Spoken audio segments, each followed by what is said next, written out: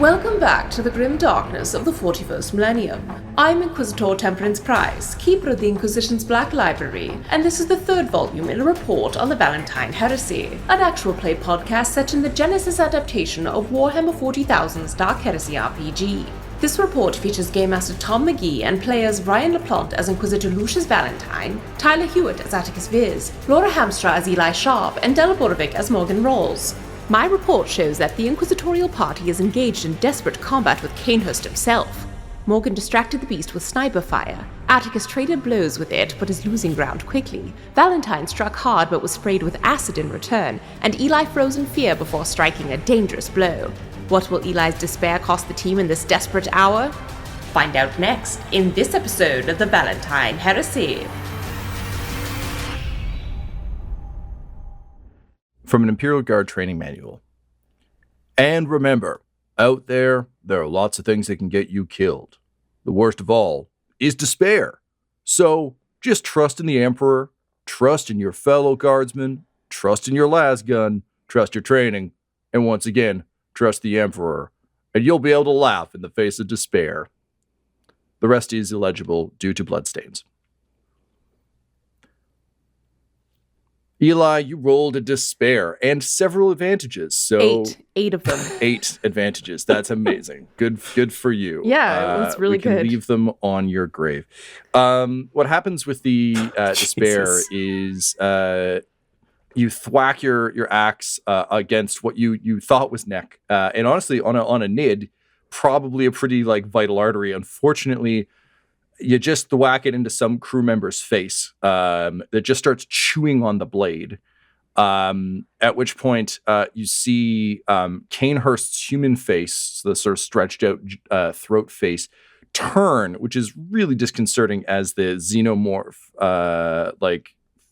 Carnifex head is chomping down on Attikus's face. Looks at you, smiles, and just says, "Well, now, we're busy." At which point, one of the massive arms grabs you, and with the despair, throws you across the arena, away from the safety of the shield and your friends. So, Eli, you soar through the air with the greatest of ease. You smash through kind of what's left of the central statue fountain. And you do one of those really dramatic, action hero. Usually it's in Fast and Furious movies or that weird modern Die Hard where John McClane is a superhero for some reason. Just the rolling out of a car thing where it just kind of limb over limb over limb. Yeah. And then you smash into a sort of a cast iron bench. It's not as bad as some of the 0G to G situations you've been in, but it still rattles your teeth level of pain. That said, as you've been so good at reminding me on and off air, you did roll 8 advantages. So you've got some options with these. I wanted to let you know what happened to you before we get to the spending of said advantages. Okay. But essentially, for 3, you can cause minor effects to Cainhurst. Mm-hmm.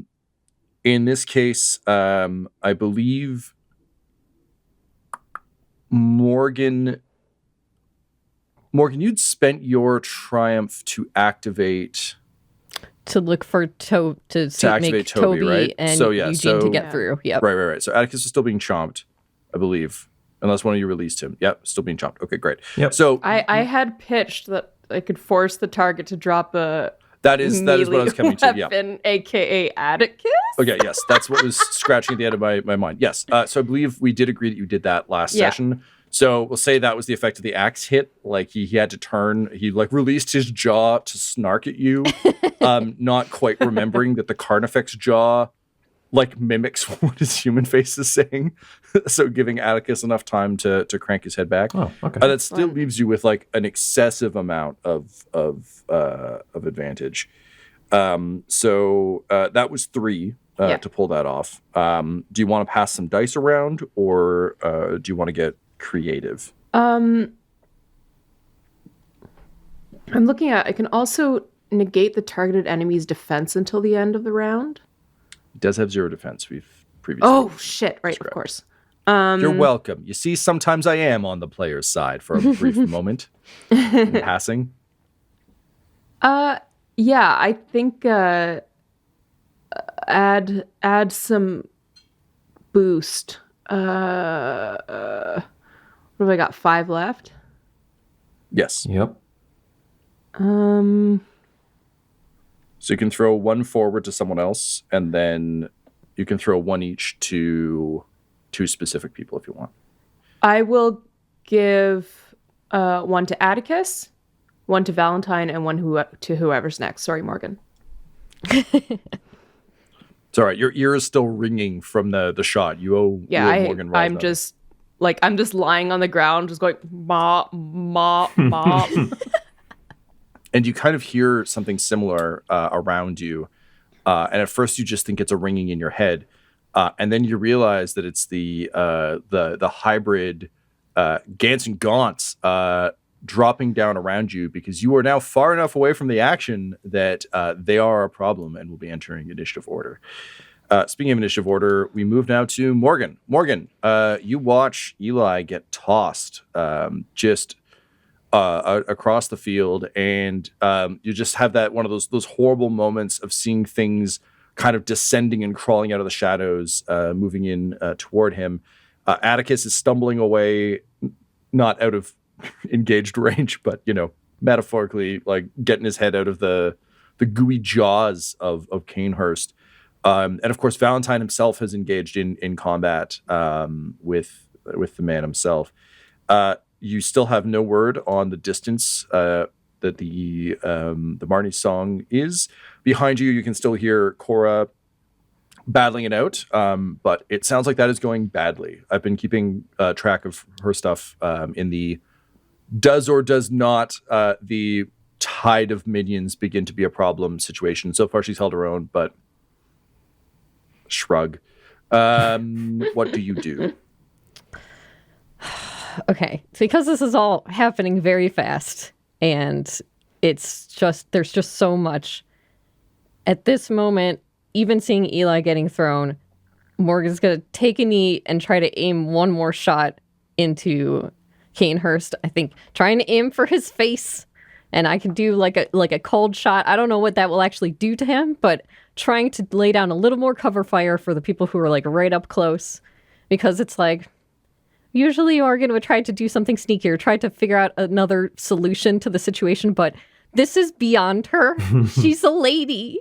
She's not used to fighting aliens. She's a lady? Yeah, she's like, compared to the rest of the team who have like been in these situations before, she's just espionage lady. It's like, if she bails and any of these people die, she will die either from aliens or starvation on this ship. So it's like, no. There's no options except to buckle down here.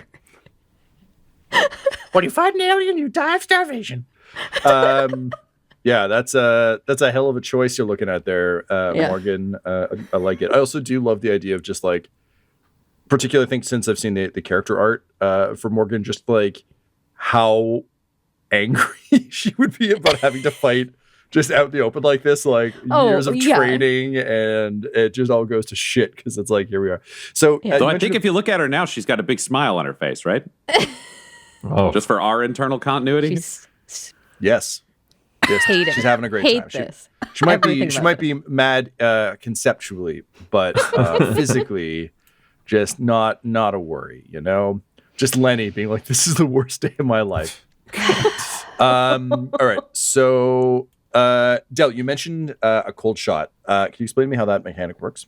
Yeah, so when you aim, you can either just aim and get boost, or when you aim, you can call a specific shot to either disrupt, like point at a weapon or something. I'm thinking I'm going for his eyes, on his human face, trying to go for the eyes. So, and in a normal cold shot, you get 2 setback, but because of my gun, I get 1 setback, and then I'm a crack shot, so I get no setback. Nice. The sniper seems awfully good at sniping. This seems unfair. And Morgan was, by my luck, the next person. So she I gets a boost. know. I knew it when it happened. Get the I just magic. wanted to let it ride for a minute or two. It seemed fun. Nice happy accident. Yep. You hear Eli be like, "Sorry, Morgan," and it makes you feel bad enough to get a boost. Yeah.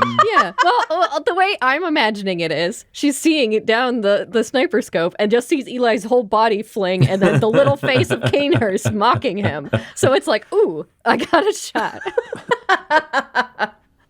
The pettiness surrounding this makes me very deeply happy. Okay.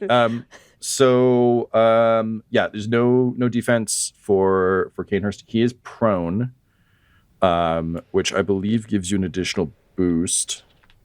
If I'm not mistaken. And honestly, given the size of his silhouette, I think we can just safely say that he wasn't agile to begin with, and he's less so when he's sitting on his big old butt. So you get a boost for that. You get the one from Eli. Yep. Our story points are currently sitting at 3 and 2. I am going to... So your difficulty at this range, he's, I think, probably range band 2 for you. Sounds right. Just based on your fears. So that will upgrade those, though, to to red because adversary, etc. Okay. And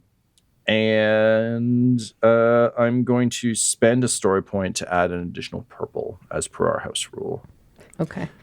Dare I note that it's the nemesis is 3, right? Is adversary 3? Yes. Yeah, so it'll upgrade that last purple too, won't it? Oh, that's true. Oh, thanks, Ryan. I'm not going to let us. Ryan. I'm here because if he realized it, do you know the punishment that would rain down later? All right. I would like to keep our story points the same then, and I will take one. See, I was wondering why my story point tracking system is so bad. It's because it's just always the same. It's always the same. We're just hunkering down in here. Yes. Amazing. Okay, so that's it for me. I actually don't have a ton to add to this for you. It sounds like you had mathed most of it out before I even I've been got my thinking dirty about little it. talons on it. So, yeah. All right. I'm just going to push a button. I'm scared. Motherfucker. 4 advantages. We're just passing boosts. Everybody gets a boost. They're just half an Eli is what you are. Okay. 4 All of those advantages. dice. Oh no. Okay. So, Del, I've got an offer for you. Oh God. I will let you were aiming to disrupt Cainhurst. I will let you do so with your advantages. Wait, where's the rest of that statement? There's more. However, Drop the something. But That's what you get. That's all I will give you. You said, but she'll drop something? He will drop something. He will drop something. Cainhurst will drop something with your advantage. Oh. Okay. Then yes. Yes. Okay. Great. So Yeah.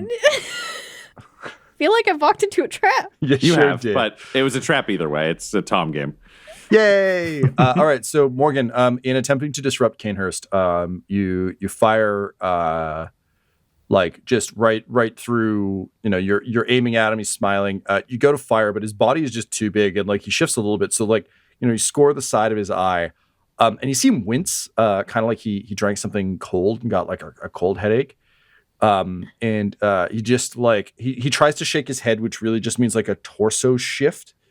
Just saying like, well, now Morgan, that's not very polite. And honestly, just, that kind of stings, doesn't it? And he will, drop a weapon. In this case, that weapon being 1/4 of the Tyranids he has mental control over. So that's not great for him either, but it's definitely also not great for you. So now there is a new faction aboard, straight up hybrid nids. And the problem here is that these are hive mind creatures that have been merged with humans. So you best believe they're not having a great time with this new information. But the good news is that he did drop something, and it will cause chaos for his troops as well as yours. So good and bad, as a failed roll with advantage ought to be. Welcome to Tom Game. Okay. Morgan, anything else do you want to move or anything, or is that the... I think because I aimed, that was my extra action, so I don't think I can do anything else. Yep. All right, you hear a Left 4 Dead style scream from the mob as a bunch of the hybrids go feral. Okay, I got to roll an initiative for them, and then I got to roll an initiative for something else, and then we will carry on.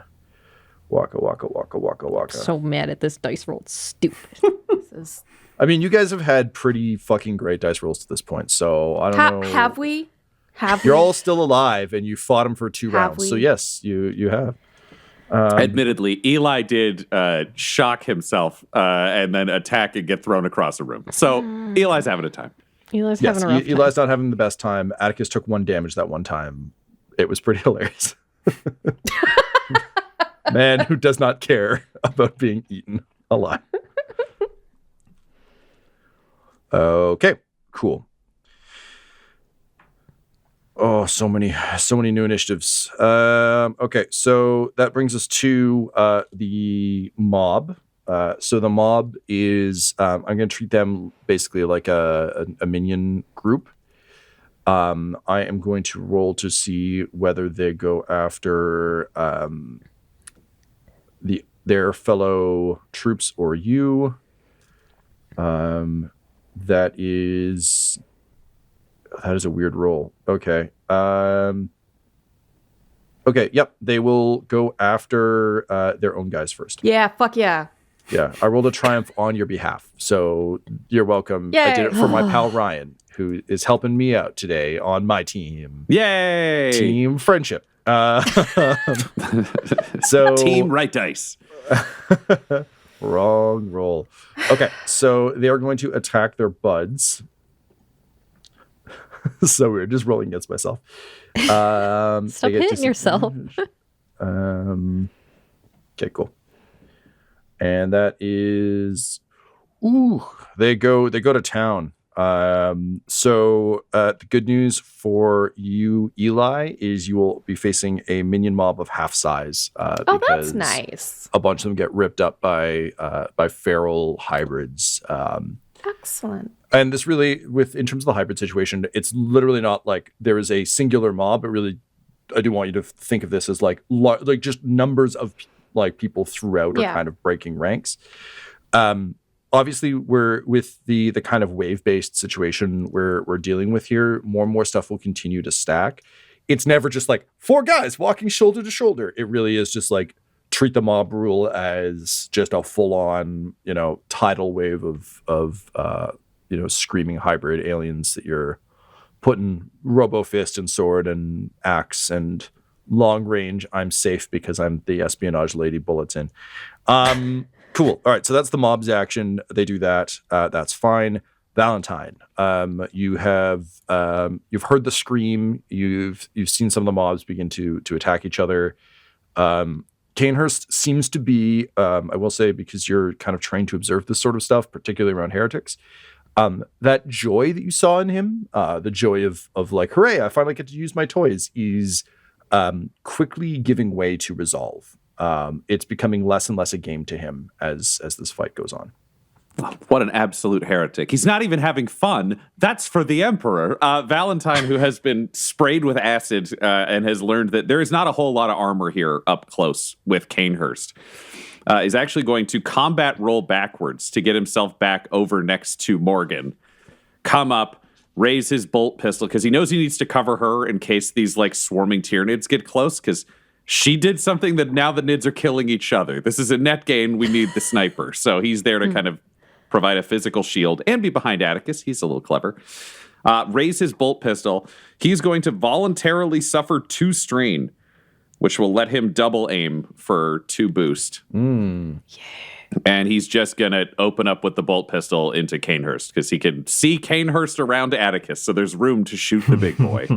Absolutely, there is. Great. We've got boom, boom, boom. I will spend a story point on this because this is what Valentyne is meant to do. Also, Cainhurst is no longer being cheerful, which is heresy unto itself.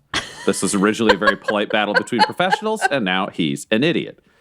I will not spend a story point because I don't think he's paying any attention right now. Super.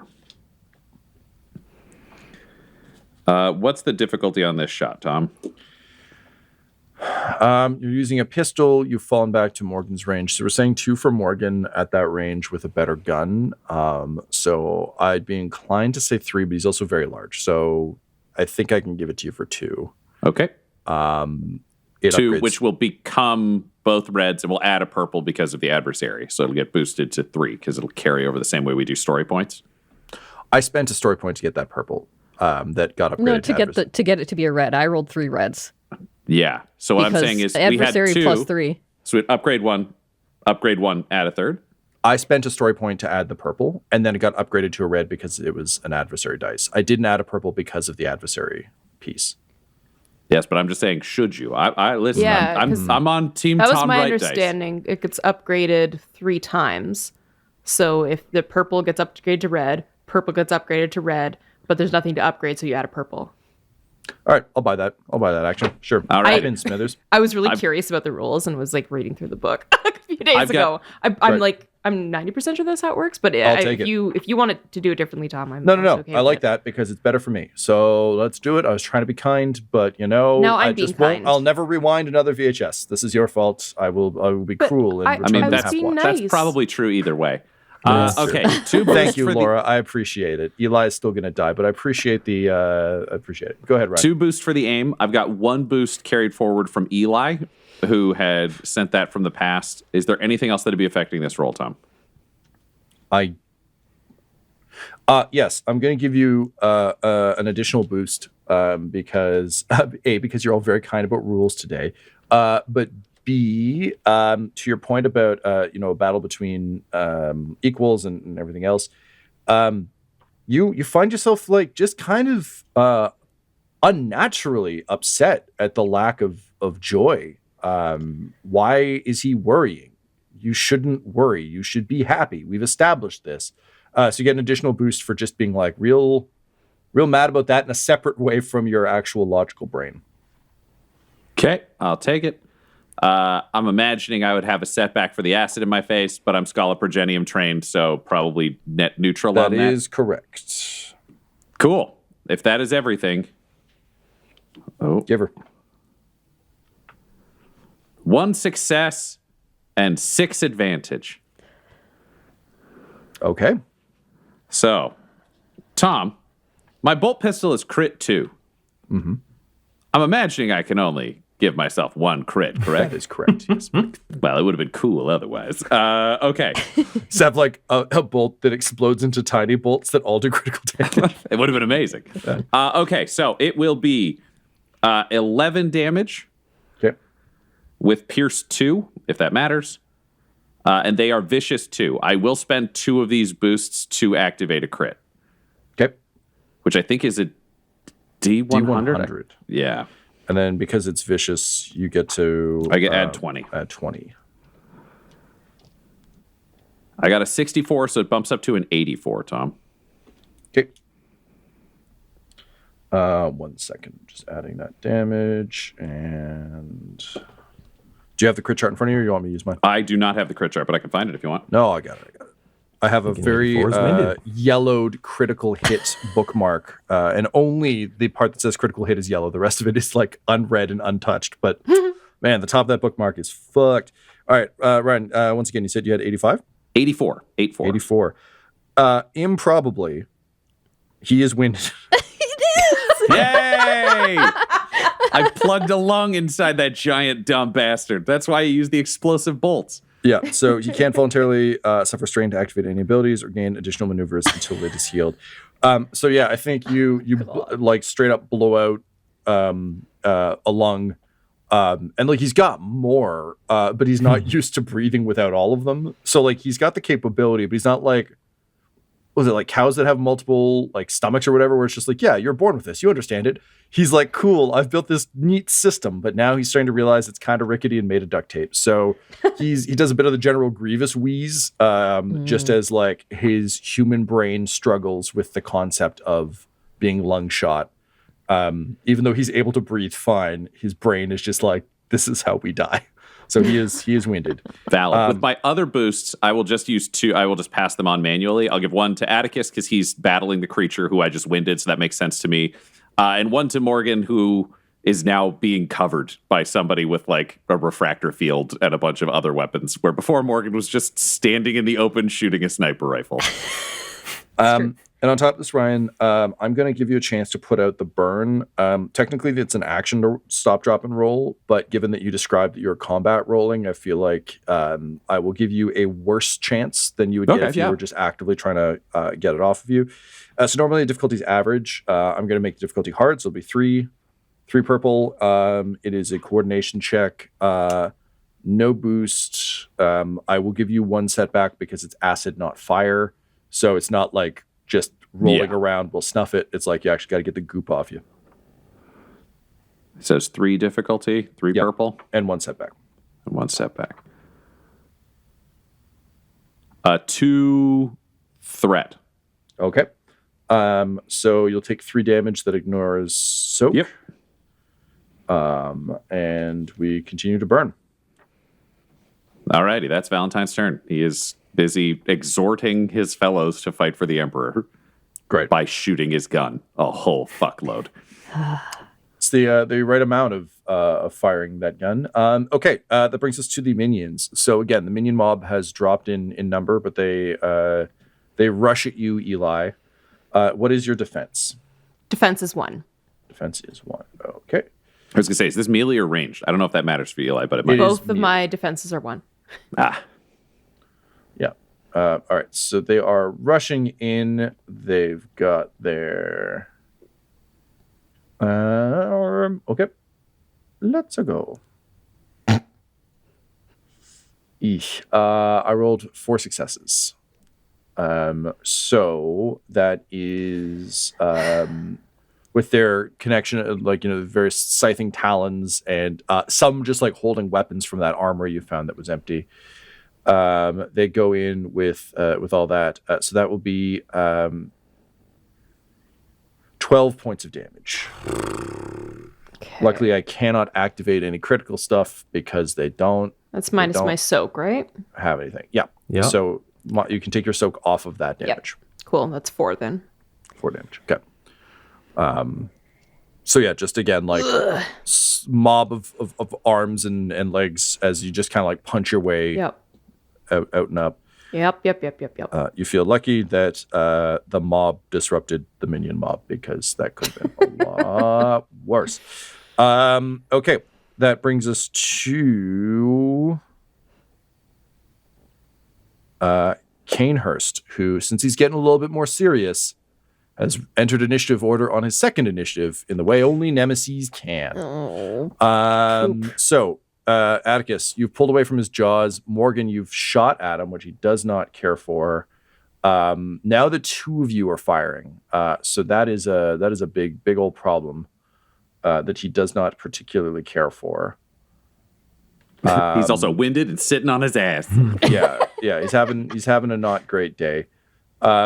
So he is going to use his movement to struggle to his feet. Big old boy that he is. And then he is just going to straight up scream into your face, Attikus, and actually kind of turn and twist and strike out at you with a horrific spiked tail. He's looking to just bat you aside so he can go eat the nice, soft, chewy, crunchy bits beyond you. So, Attikus, your defense, please, sir. 2. Okay. So we've got those 2. Ryan, do you want to assign your advantage away from a boost and onto a setback for this? Oh yeah, do that. Yeah, kind of whatever was going on with that. I figure it's it's the same effect either way, so I think I would buy that. All right. So I've got 2 yellow, 4 green, 2 purple, and 3 black. I'm going to spend a story point to upgrade one of my green to a yellow, meaning I have 3 yellow, 3 green, 2 purple, and 3 black. The story point was at 2 and 3 for a brief shining moment. It is now back to 3 and 2. Cool. Attikus, did you want to spend anything on this? Nope. Fair enough. All right. Then I'm going to roll unless anyone has any... Do it. Great. Okay. That is... That's very funny. I was like, holy shit. 3 success, 1 triumph. That's real bad. Then I realized that my dice roller requires me to scroll up. So the good news is it is instead only 4 success and 2 advantage. Okay. So no triumph, which would have been V bad for that shield. I want that shield gone so much. Just more than anything. Okay, so the tail does 12 plus the 4 success for a total of 16. And I can't activate the critical. God damn it. All right. He is going to pass a setback on to you, Attikus, in a future roll. Okay. So I know your soak eats 9 of that. It. Yeah. Yep. Yeah. Fucking hate that shield. So the tail slams in you. Soak. Huh? I don't think the shield is giving me any soak. No, the shield decreases his defense. Oh, yeah. Okay. Well, got to get through it one way or another, right? So, the tail like slams into you. You take it on the shield. The spikes pierce through, kind of like get at your fleshy arm. Kind of put dents in your beloved armor. But it's spiky armor, so it's fine. Get up close. But it's one of those things where the tail slams into you, and you're pushed back on your heels a couple by a foot, but you're not knocked over and you're not sent flying, so he can't just storm past you, which was his goal. He is okay. He's mad about it, but you're still standing. So he's mad, but you're good for now. Hell yeah.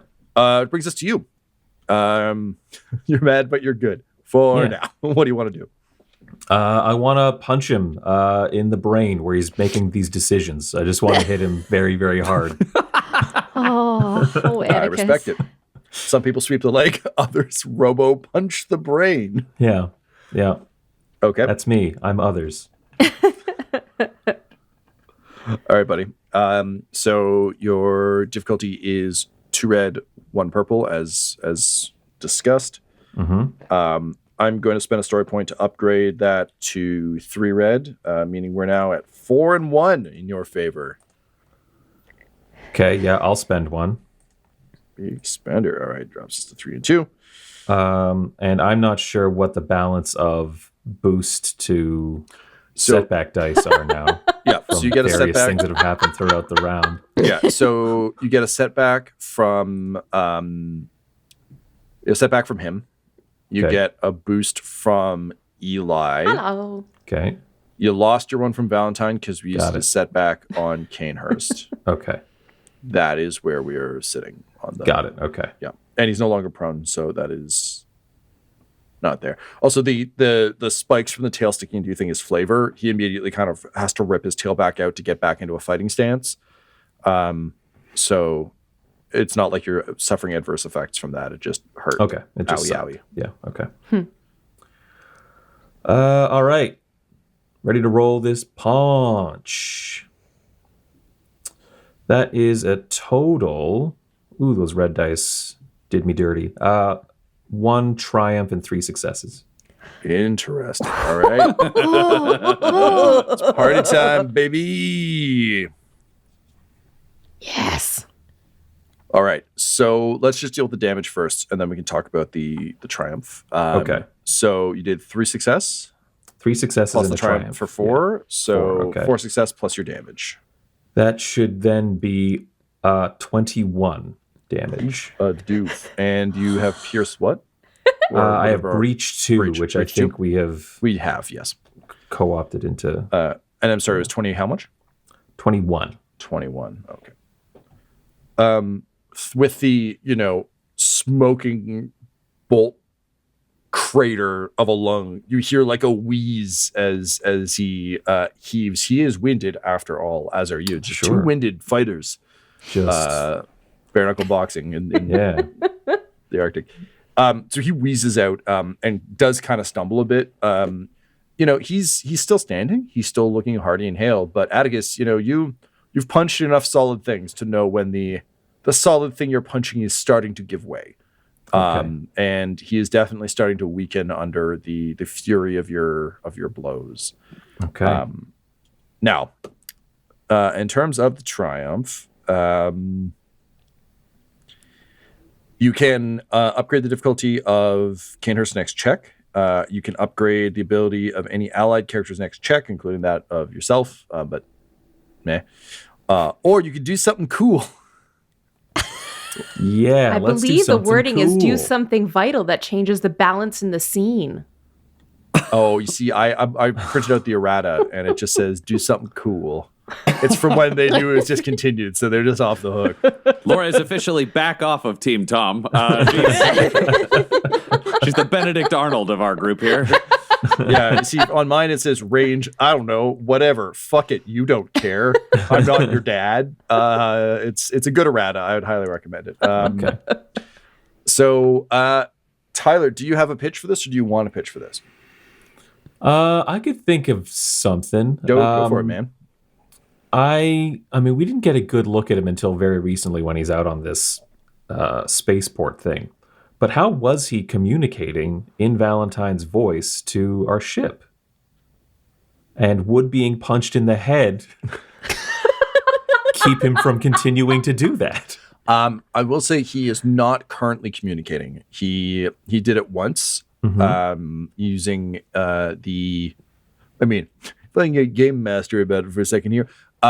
He was using the repurposed sort of like bastardized vocal cord stuff he pulled off of the native species of Morgan's planet in order to like mimic Valentyne, but he isn't currently talking in Valentyne's voice. Otherwise it'd be a lot like, hey, just pull up.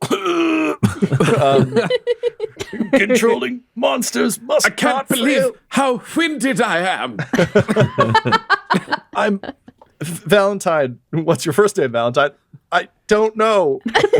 Excuse me, I'm sitting down. All right. Well, then why don't you pitch something then, Tom? I was just thinking about his ability to fuck with our ship, but if he can't anyway, so that's fine.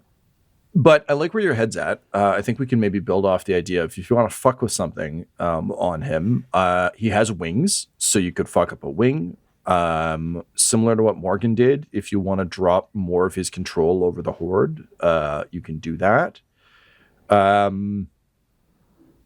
Alternatively, sorry, Ryan, if you want to pitch a thing, go for it. I got an idea. If you say rocked his noggin a little bit, so maybe some of his creatures would freeze up. Maybe Eli could escape a group of Tyranids that are being set upon by free Tyranids. And then Eli just, fortunately, through a moment where everybody's like, whoa, then they get jumped by Nids and Eli gets to come back and join the fight. Yeah, I'll punch him in the controlling Tyranids part of his head. Yeah, unfortunately, he has one of those Resident Evil style, like glowing red orange spots. Yeah, I'm going to hit that. Oh no! I'm going to whack it. You've solved my puzzle. Okay, so I think what we'll say, also just to kind of bring the flavor back around to what you initially wanted there, Tyler. You punch, you punch him as hard as you can.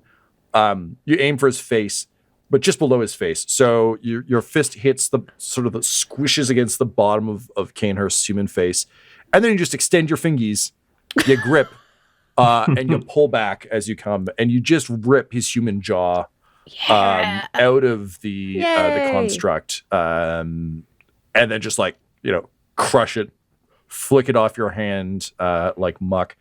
And he has that horrible moment of like the wagging tongue thing. And like a look of he honestly, like, he looks like someone who has been slapped in polite society. Like it didn't hurt. Like it's not like, a killing blow or anything. It's just, it never occurred to him that this was a thing that could happen. And it's a look of like anger. You've really ruined his work of art. And he tries to say something smarmy about it. But it's just a lot of like waggling tongue. And that means the Carnifex jaw is also just kind of going because he doesn't really know how to form words right now. But in doing so, he's distracted enough that, there's just, as Ryan described it, almost like a wave of the hybrids kind of like pausing and looking around a little bit confused before he re-seizes control. But it's enough for Eli for you to make a break for it. Still going to make you run to get away, Eli, but it disengages you from the immediate combat. Cool. That's gnarly. Good pitch, Ryan, and good roll. Good idea. Tyler.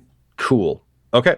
So that is the end of Attikus's turn. That brings us to the top of the round. Gotta do a quick roll for Cora. What, is she still here? Well, we're going to find out at the end of this roll. You say that. Having rolled badly for the third time, you see her just kind of like firing as basically keeping the mob at your back away. But unfortunately, the lurking clicking of claws is there's just too many. And as you kind of like I guess, Eli, you would see this directly. No one else is looking at her because she's covering all of your backs. But you just see her take a bad hit across sort of the back of her shoulder. And she sort of stumbles forward and something tackles her down the ladder in the back in the captain's quarters. You hear the ring of her gun as she goes down, and you can hear her still kind of like fighting down there, but she's cut off from you, which is going to make things a little salty behind you soon. Gideon Kotov continues to hang out. He was with her, wasn't he? Oh, God. He's like hiding, like he's very much just like lurking behind a crate as Valentyne ordered, because Valentyne is very specific about like, keep the shit alive, don't die. And he's good at that. He's just hiding and he's got a gun. He's doing his job. Yeah. But the other thing you need to roll for is everyone's favorite space pilot. Okay. The Marnie song gets a little bit closer. He's flying very carefully. All right. Cool. And Del, I need a roll for Toby, please. This is Toby. to get that to get Eugene's message out. Right. So I think we're going to be looking for a tech use. Because you used your triumph to get him back online, you have the same amount of control over him you normally would, so you don't need to use purely his stats for this. Okay, great. I'll go back. And because Grimly is within broadcast range, the difficulty drops to 3. That is until I spend a story point to make it bad 3. Darn it, bad 3. So that's 1 red, 2 purple from me. I'm going to give you 1 setback from doing this while also aiming and fighting. Little distracting. Okay. I don't. You do have story points are currently sitting at 4 and 1 in your favor if you did want to help yourself. It's a. I was going to say, Valentyne will use a story point on this behalf because he is standing over Morgan with a refractor shield, armed and ready to take on anything that gets close. Yeah. So Morgan has a little more ability to focus on other things. Yeah, that's a good pitch. Dig it. All right. It's not in my favor, but we're going to try. Come on, Toby, please. Nope. 2 threat. Not a failure. Just a, Interference. Fair enough. Okay. Okay. So, Morgan, you know, for a brief second, your vision splits. Yep. And with the, you know, Valentyne, like, you know, continues to just pump bolt rounds into Cainhurst, keeping him like at bay enough that he has to contend with Attikus because he can't exactly move forward with bolter rounds exploding on him, or bolt pistol rounds rather. So you try and gain control of Toby enough to get this out. The interference is still awful. Mm-hmm. There's the shriek in Toby's ears as well. It's being magnified. So you're getting like horrible stereo sound of screaming hybrids. Mm-hmm. And unfortunately, you're not really able to effectively get a message through. That said, as you kind of like come out of it, and sort of shake, kind of like try and shake off the effect of the split vision, kind of refocus your aim. You do hear something as I spend your threat for you behind you.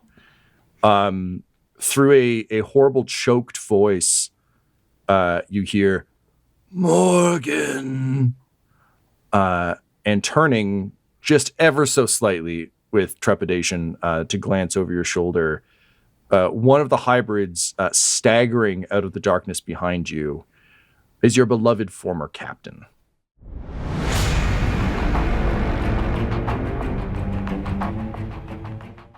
Deleted audio log. Yeah, we found her and, I mean, a few others. They didn't... Well, the other ones were in bad shape, but she stowed aboard our ship. We didn't even know she was here for a while. But you know, once we found her, she fit right in. She was a little skittish at first, as you know, a lot of stowaways are, but she didn't mean anyone any harm. And honestly, she was an apt pupil. She learned how to shoot. She already knew how to hide, but she picked things up rather quickly. Honestly, Inquisitor, I think she'll be a huge asset to your... sorry, do you call them retinues?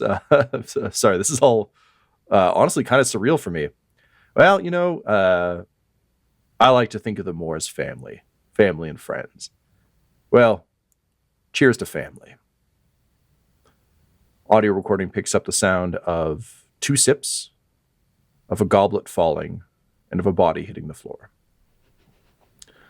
Morgan, tell me about your captain. You and I talked about this a bit off air, but you had one place you felt was home briefly. Who was the captain? What was her deal? Yeah. So Morgan stowed away on a smuggling ship that happened to be passing by the planet Karu, and she scurried away on there, and then eventually joined up with the smuggler team, which is how she learned to shoot gun. And where she got her bird, but the captain was Captain Rawls Varn, so that Morgan posthumously took her name after they all got murdered by Cainhurst. So thanks, Morgan. Ooh, Morgan which thinks is why correct. she hated him. Yeah, well, I mean, the good news is he didn't exactly kill them. The bad news is he didn't exactly kill them. Because of this one thing Cainhurst knows, it's that you don't waste good biomass, which is why you can see the stretched face of Rawls Varn staggering out of the shadows behind you. There seems to be pained recognition on her features due to this momentary blip of kind of like radio interference Attikus caused. Which is still, I should say, like being felt throughout the room. Like Cainhurst is like coughing up blood down the front of his thing, but also just like looking down again in like someone spilled coffee on my shirt kind of way as the body continues to kind of contort. You recognize what's left of Rawls kind of staggering out of the shadows. That said, the stagger is appropriate because you can see that whatever is left of her mind in this brief moment is holding the body at bay. That said, you do have Cainhurst ahead of you, but she seems to be the first of the hybrids to be kind of stumbling up behind you. Unfortunately, this comes at the end of your turn, so just know that your captain's got your back. Quick question, Tom. When you next say up- staggering towards Morgan, how far away is Captain Tyrannid? Captain Tyrannid is... Wait, are we talking... Sorry, when you say Captain Tyrannid, do you mean... This Tyrannid that was the captain that Yes, said her name. I would say at this point 2 bands away. Okay. These are the Nids that got the drop on Cora on the bridge. So they're starting to come out of the bridge, but also because Attikus just disrupted all the control, it's not like a swarm is spilling out. It's more, you can almost think of that portion of them in more of a zombie way, where it's like they're less aware of their surroundings. They're trying to kind of get their bearings. They're also not in the room with you. So she just happens to be the first one that's made her way out. There are more that will follow, but you don't have a tide of Tyrannids rushing at you. Just yet. Also, like a bunch of them are chasing Cora down into the like deck below. So you still have a few moments. It's not like you're about to be overwhelmed. Great. Yeah. Which brings us to the mob. So the mob isn't affected by the disruption because they've already been dropped. But I will roll to see if they go after you fine folks or after the confused minion folk. Or maybe Cainhurst. Who knows? That guy's around too. Yeah, he's included in that. That's a good point. He big. One advantage. So in the confusion, they start to like turn on their fellows, and you hear like occasional human shouts of like and las gunfire as the non-mind controlled momentarily people just act on instinct. Honestly, leaning on that despair manual and just like opening fire. So there's a bit of a stalemate amongst the crowd, and they will pass one setback to the next person in line because they have very little to spend on and they can't really control it. Unfortunately, that person is you, Valentyne. So you hear Nids beginning to scrape and scrabble around in the bridge behind you. You can hear Kotov. You guys are connected over. Yeah, we've disrupted. All got bike road. Yeah, but it's being disrupted by the thing. Yeah. So you can kind of hear him muttering like from his hiding place, like "Getting close. They are getting closer." As he like pokes his gun over a box, like hidden in a corner. But ahead of you is Cainhurst, who is again obviously starting to lose control a little bit, and he's starting to look rough from the repeated punching that he's taken. You felt, I think you'd probably be savvy enough now to note when Morgan drifts into Toby vision. Mm-hmm. So you're aware that she's trying to like get that going, which does suggest that Marnie's song is closer than further, which is good. Because the ship continues to rumble and spark as a string of lights explode on the upper balcony from overloading. What do you do? Valentyne is going to keep blasting, and he's going to look over his shoulder to Morgan and just say, "Focus on the big one. I'll provide a rear guard." And he is going to again spend more strain to double aim and then pump some more bolt rounds into Cainhurst. And what he's going to do is he will hold his movement. So he's going to stay beside Morgan where he is, but he's just ready if Cainhurst gets past Attikus to step forward to intervene, or if we get rushed from behind to step around to Morgan and just kind of intercept whoever is coming at Morgan. Yeah, dig it. I should also point out, it's a damn good thing you're not winded. Like, if this was Attikus or Cainhurst, nah, it's not happening, but Valentyne, he's hardy and hale. Okay, so he has got his regular. So we said the difficulty was 2 red and 1 purple from last time, which I know. Yes. I get 2 boost because I aimed twice. Yep. You get 1 setback from the pass forward from the mob. 1 setback from the pass forward from the mob. I am going to use a story point because he is Inquisitor Valentyne and he is not here to fuck around. I'm going to spend one because you're Inquisitor Valentyne and you're not here to fuck around. This all works for me. Cool. And then I would add a setback for the acid that continues to burn you. However, as we've established, your imperial conditioning. Acid, come on. The powers of sociopathy and robotic eyes. You can melt the flesh around them, but what do you think it felt like when they went in? That was a Wednesday for Valentine. Scholar Progenium's not wasting anesthetics on children. Oh, damn. And now we're all remembering what the Imperium's really like again. Also, it's hard to get Tylenol for kids in Canada right now, We too. the So it's baddies. fine. We're all living our Aquila life, you know? All right. Go for it. Ooh, man, that is shockingly good for what the roll was, because it was 3 yellow, 3 red, 1 black, 2 blue. It was right there. Yeah. 2 success, 1 threat, 1 triumph. Hey. All right. Toasty. Okay. So let's, as per the usual, let's deal with our damage first, and then we'll talk about what you want to use that triumph for. I feel Triumph like counts if there was a time. Yeah. Triumph counts as 1 success, correct? That's correct. Yep. Okay, so it is 13 damage with Pierce 2. Okay. Cool.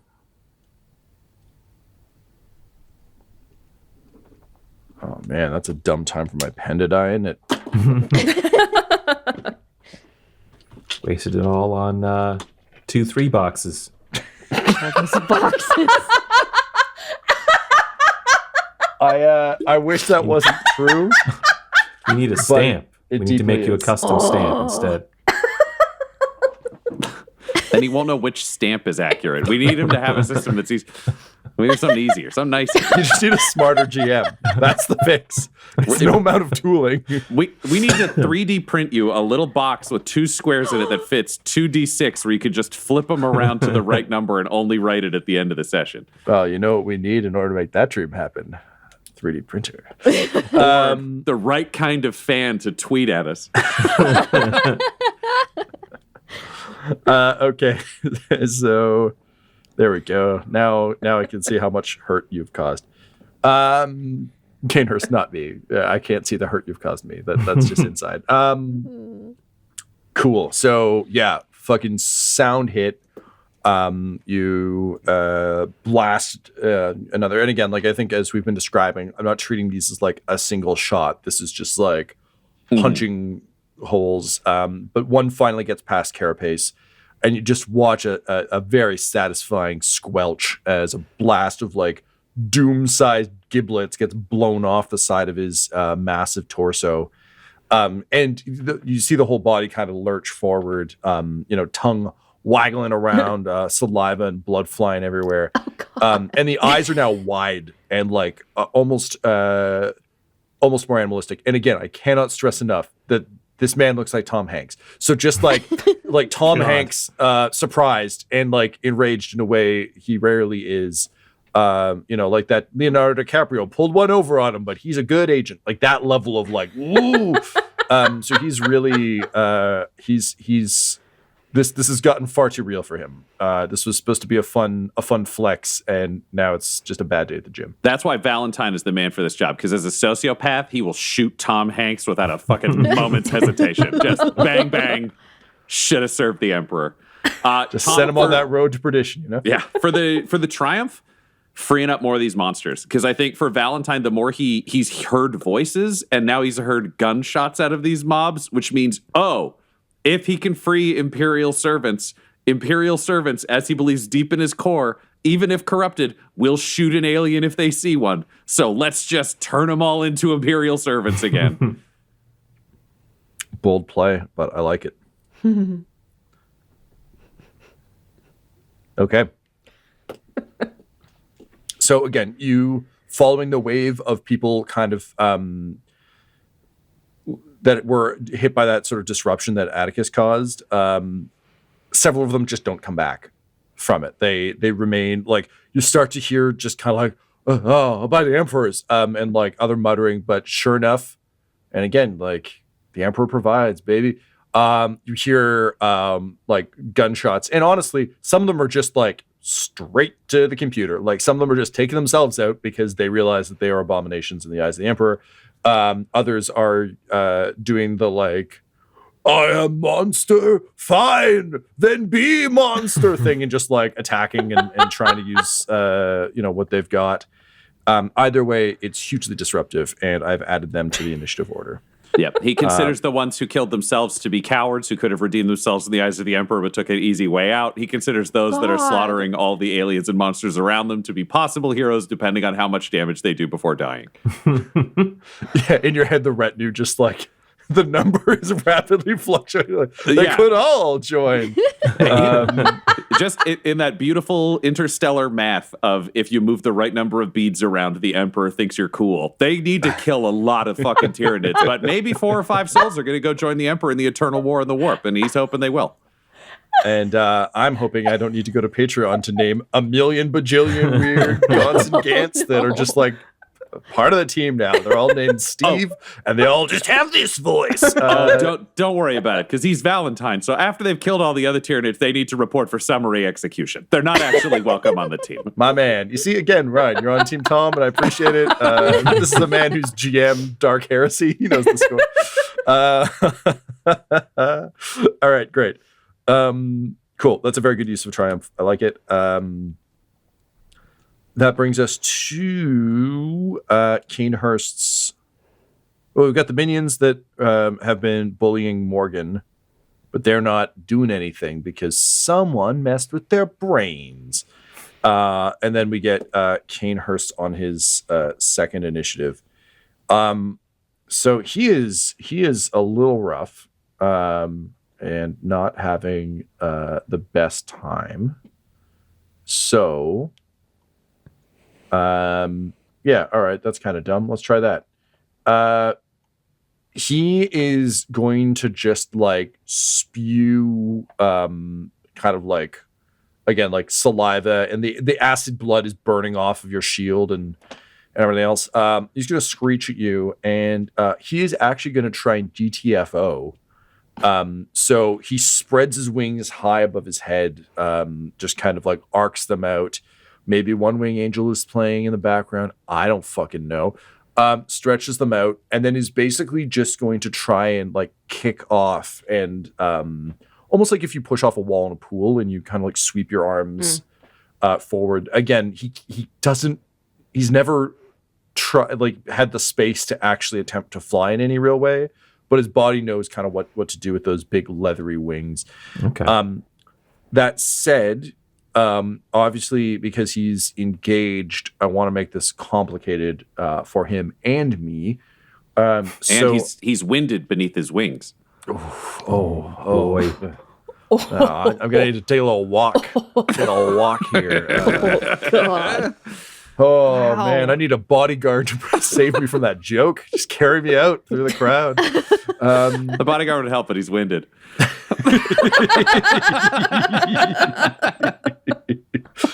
I just wish he would stop searching for Waterworld and come carry me out of this crowd. Oh my God. Why didn't I save him from that tornado? It'll take you 3 advantage to activate a Costner. Well, now that he's in Yellowstone, it costs 2 more because he has to break contract. Yeah, but for 2 threat, you can have Wes Bentley. Yeah, I'm going to hold out for Costner.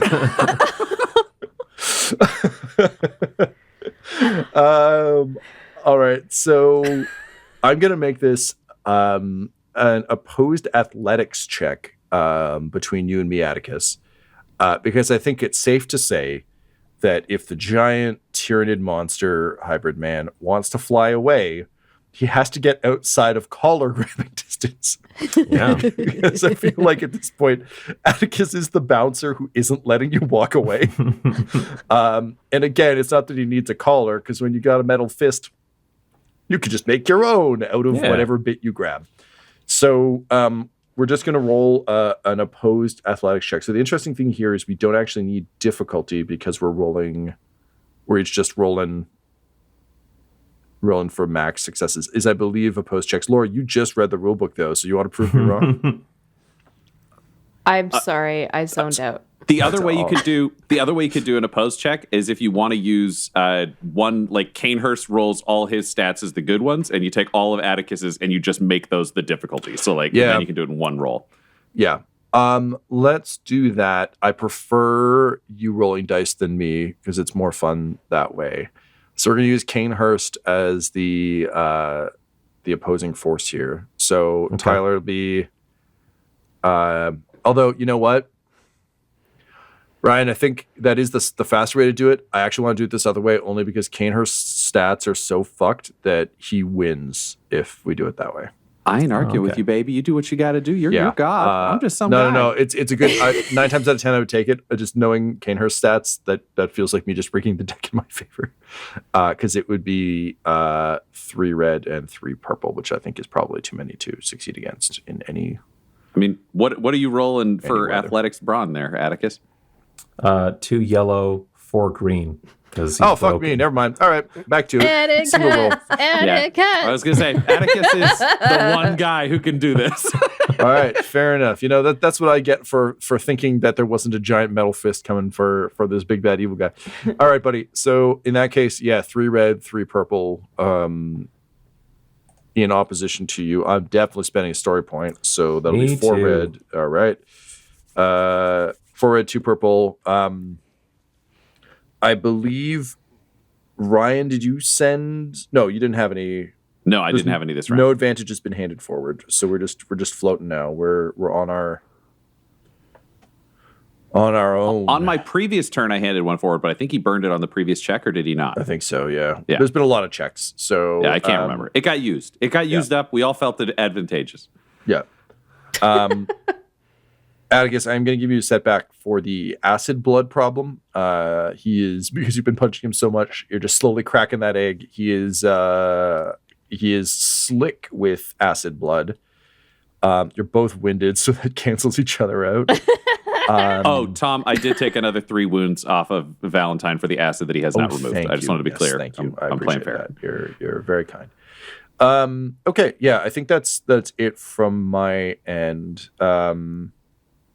You know what? I'll give you 1 boost as well, Tyler, because I think he is having trouble flying before. With the amount of holes that are in him now, it is like, and missing a lung, I feel like it's worse. You know, it's running with a stitch. It's not a great experience for him. So I think that's Okay. it. This is the most dice I've ever rolled. Eee. It all shakes out to 1 threat. Everything got canceled out except for 1 extra threat. Wow. Whoa. I rolled 3 yellow and 3 green against 4 red and 2 purple, plus a boost, plus a setback. Okay. And it all shakes out to 1 threat. Wow. All right, so that threat's going to turn into a boost carried forward to one of you. One of the bad guys. If I'm rolling, the threat should be... No, but You- it's for you, right? Cainhurst is failing to escape, so I'm taking Okay. that threat as. Oh, I see what you mean. If I'm rolling and applying my stats... So yes, so I'll then, pass. yeah. I'll pass the. Yes, you're right. Thank you. I will pass 1 boost on, to him because he's the only one in his initiative. So that's fine. He'll see that in a few turns. However, he goes to like bat and then just wheezes against the pain of the lung. And Attikus, you just reach forward and grab him by the tongue like it's a tie and just crank him back up. I think it's like forehead to forehead, through your cracked glasses and gored visage. What do you say to him as you pull him in? Where the bloody hell do you think you're going? Oh! All right, Yay! Attikus, it's your turn. Fuck right. him up. I don't think I went this round, but that's okay. That's true. Eli, you did not go this Okay, round. let's take a break then and do Eli. Hey, Eli, get ready to run. right. I need an athletics check I'm from gonna you, run. please. To assuming So- you want to get back in. Yeah, that sweet, I'm sweet going to use my combat. maneuver to stand up. So I can use a maneuver to move a range band, but can I use an action to like try to get back to the Yeah, I'd buy crew? that. Yeah. So I need athletics from you, please, as you just take a mad dash. Sweet. It's gonna be difficulty 2, only because you have to get over a lot of broken, like nice, calm Yep. Serenity Garden terrain. But I'm going to give you a boost because there's a fuckload of Tyranids behind you. And if there's a man in this team who hates Tyranids and doesn't want to be there for that, it you. Okay, that's perfect. Unless there's anything else, I'm just going to roll. I'm going to take that one floating threat that we didn't know what to do with and apply it to this roll. Setback? So 1 setback, yeah. Cool. All right, I'm rolling. Give her. 1 triumph. Look at me go. Oh, hey now. All right, so you obviously succeed in closing the distance. With your triumph, I have a pitch for you, unless you have something specific. Please. I'm going to say similar to Midnight Mass and or some of the Game of Thrones nasty situations, just come in with the axe, and it's just like running in. It's just a leaping slash into the back of the one of the wings, and you just split it down the middle. So it's flappy and ragged now, and given how bad he was at the hop jump flaps before, no majestic soaring for dear sweet Cainhurst. Perfect. What does Eli say as he lands back in the fray?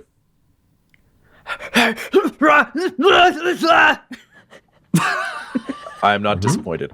Amazing. Attikus, you've grabbed him by the tongue, pulled him in. You hear a squelch, and you see just like here's Johnny of Eli coming through the wing. And you can almost feel the tide of combat shift as you pull him forward. What do you do? I grabbed his tongue that was kind of lolling out of his head with my power fist, grabbed it, kind of wound it around to get a grip, and I yanked him towards me. And now by pulling him and him coming closer, there's slack, which allows me to kind of punch forward again. So I'm basically, it was like a dumb little game that like a child would play with a balloon, of just like pulling the string and punching the balloon as it comes at you. And then... Yeah, it's just a paddle and ball game. Yeah, I like it. I like it a lot. Let's get that paddle and ball going. Attikus is just muttering to himself, "Stop hitting yourself," over and over. Yeah. Stop licking yourself. Got the tongue. I have my dice ready to go, but I need to know what the difficulty stuff is. Yeah, so it's the usual 2 red, upgrade to a purple, spend a story point, so 3 red. Okay. I will spend a story point as well. Yep, fair. Yeah, I actually don't have anything else for him on this front, I don't think. Stupendous. Yeah, so... All right. Yeah, I think that's just is what it is. Well, then hopefully this is really going to hurt. Yeah. 1 triumph, 1 success, 1 advantage. A little bit of everything. Hello. All the time. Yeah. Okay. How much, dare I ask, how much damage? That'll be 19. 19. All right. And it's breach 2. All right, so Attikus, you crank back and again, like paddle balloon, punch through, and you feel him give way. Like the face inverts around your fist, and you hear carapace crunch and crack as you just like, again, it's one of those things where it's like you punched, the egg metaphor is unfortunately very apt, punch through the shell of an egg into the squishy bits in the middle, and you feel the whole body kind of tense around you. The mandibles open wide, and the Carnifex face screeches into you, and it's the voice is picked up by the remaining kind of like controlled hive mind creatures, but it's one of like agony and rage. He's still up, but okay. After caving in like the Cainhurst face, Attikus looks up and levels a finger at the Carnifex face and says, "You're next." What do you want to do with your triumph?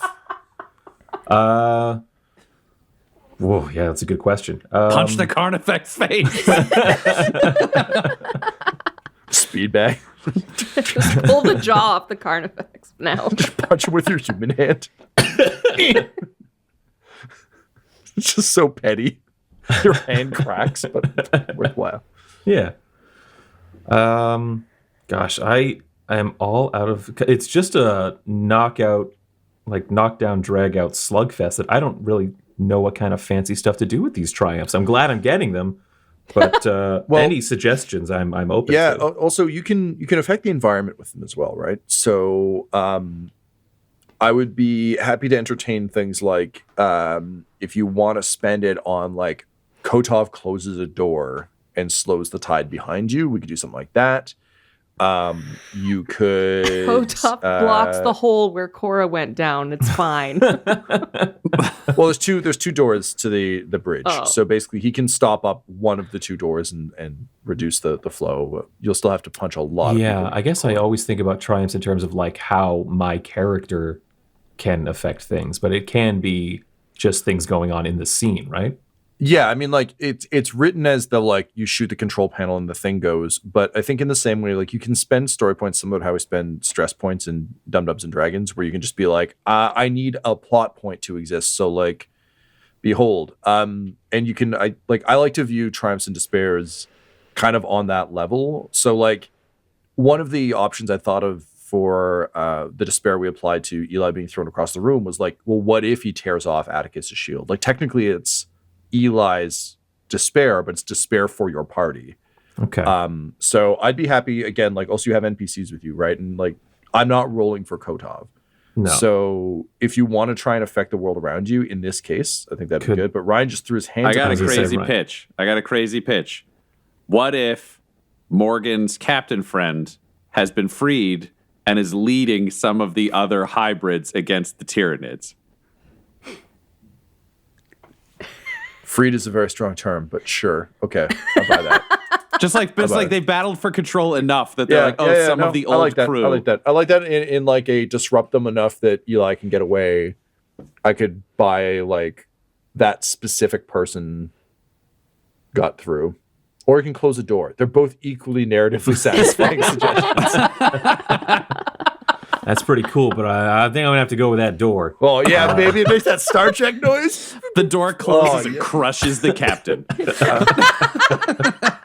Just kills a group of NPCs you haven't met yet but would have loved. You know, they're just... Mm-hmm. No, I'm down with the captain kind of resuming her leadership role. Okay. Her charisma shining through her horrific appearance. So the figure staggering forward, just like looks at you, Morgan, and just kind of like has one of those moments of like, you know, the monster in the movie kind of lurking in the shadows, like heavily breathing, and then just turns around and staggers forward, punching an arm scythe through the head of the nearest thing, and just yells, "Get away from her!" and just starts like slash wandering back the way she came, into the darkness.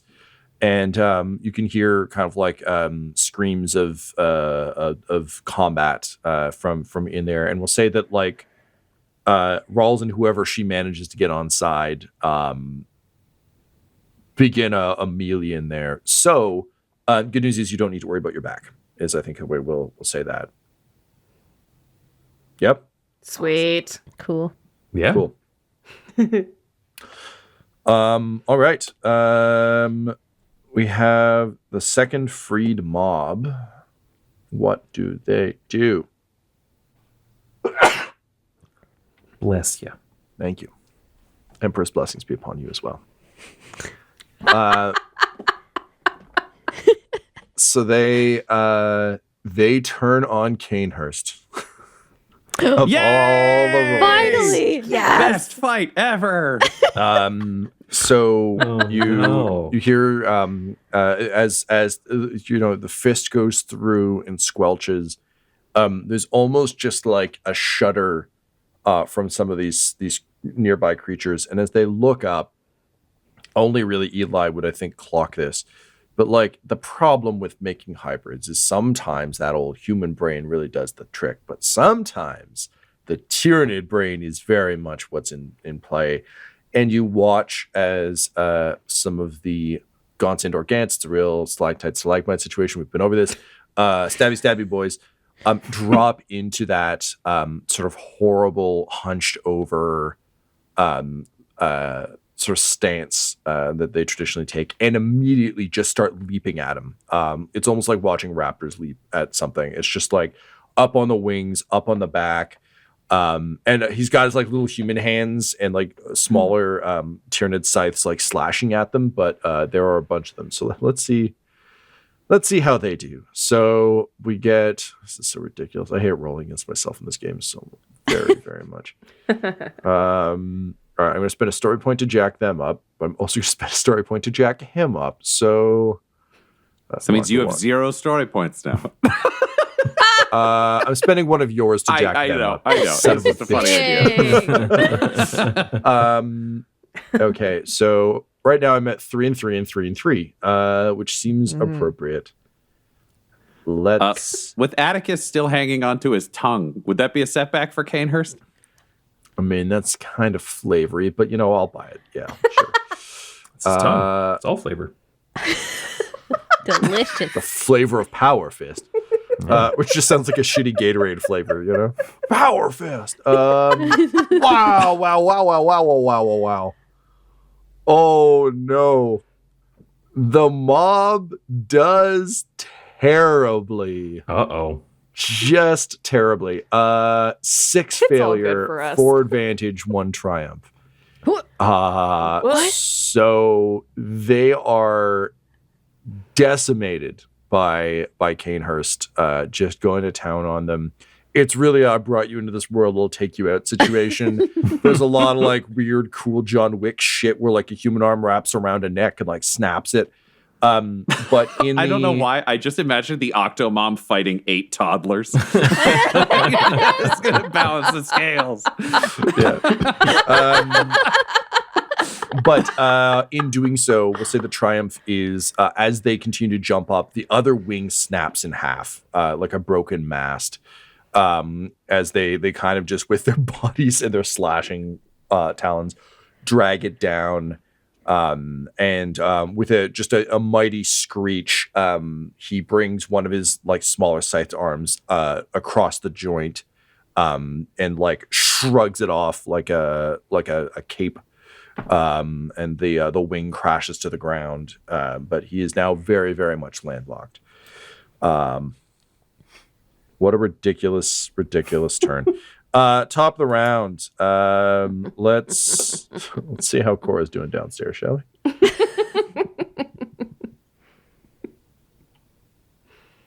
Okay. The answer is 1 threat, 1 despair. Cora's gun ceases its reports. You can't hear over the swell of combat. You're not sure what's going on down there. Toby.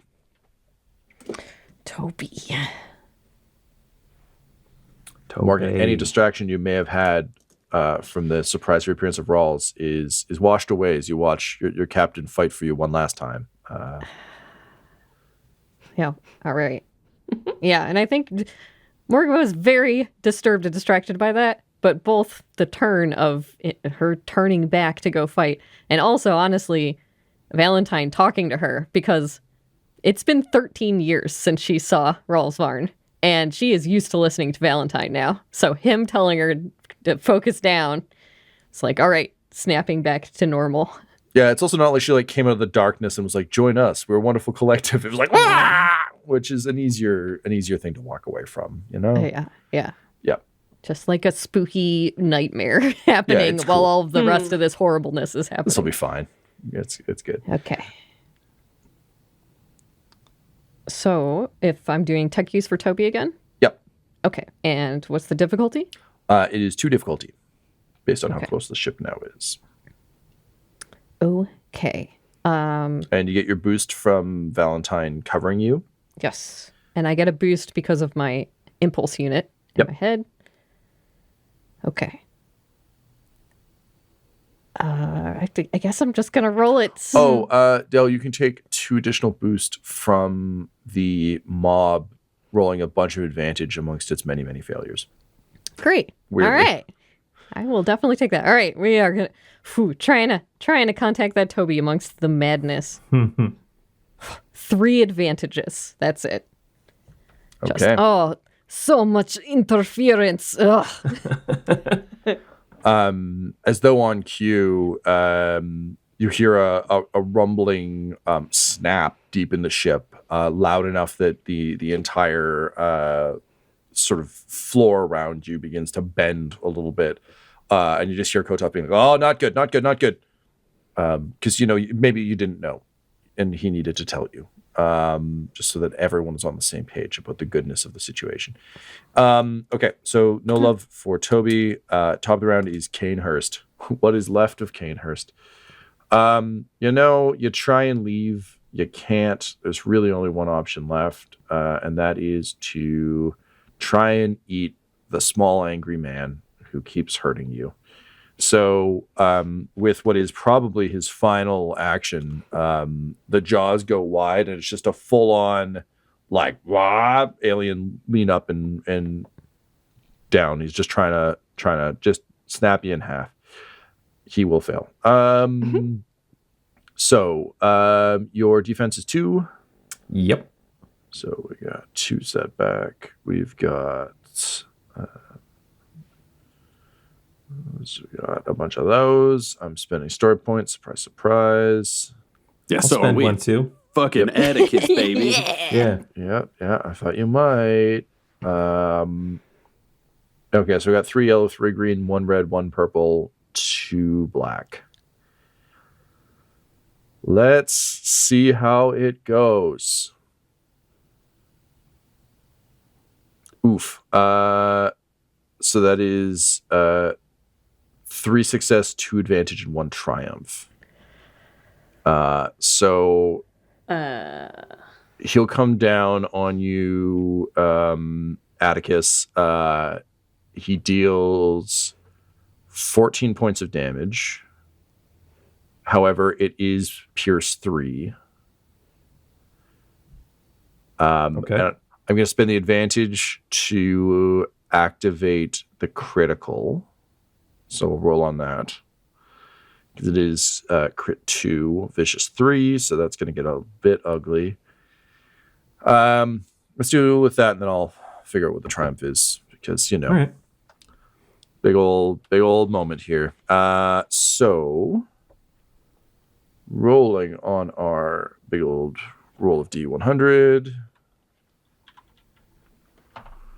You've already taken a critical, which I believe makes this a little bit worse. I think that adds 10 Adds automatically. 10. So we're going to add you'll be 30. plus 40 if it was Plus 40, yeah. vicious 3. Yeah. All right. If it's 84 again, I'm going to lose my fucking mind. It almost was. If it was 30, it would have been, and I would have hated that.